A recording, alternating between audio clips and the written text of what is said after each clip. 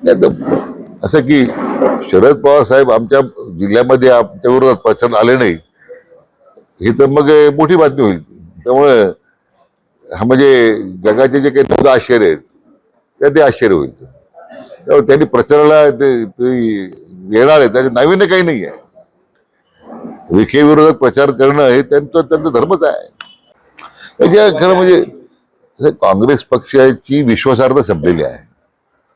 मागच्या दोन्ही निवडणुकी जर आपण विचार केला तर 40 सुद्धा गाठू शकला नाही पक्ष.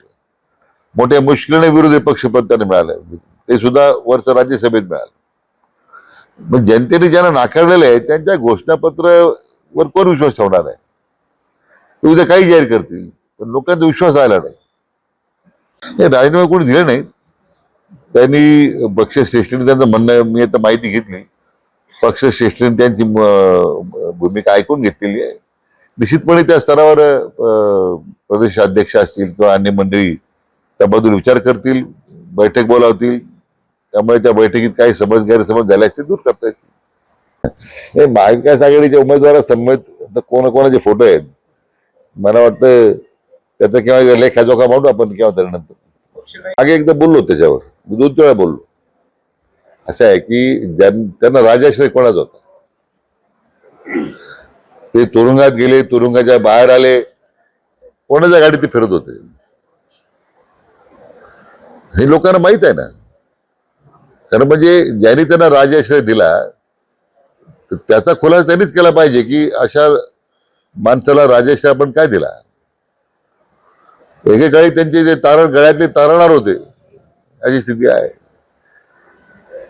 आज पद्धतशीरपणे मी नाही त्यातली अशी भूमिका त्यांनी घेतलेली आहे, पण लोक विसरणार नाही. जिल्ह्यातले प्रतिमंत्री म्हणून काही लोक काही वर्ष वागत होते.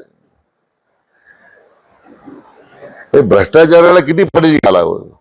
भ्रष्टाचार बरोबर तुम्ही खुनाला किती पाठीशी घातलेला आहे. त्यांनी खून केलेत, समाजाचा विश्वासघात केला, लाखो सामान्य ठेवीदाराचे पैसे बुडवले. आज मला वाटतं त्याची उत्तर आपल्या जिल्ह्यातल्या एका माजी मंत्र्याने दिली पाहिजे.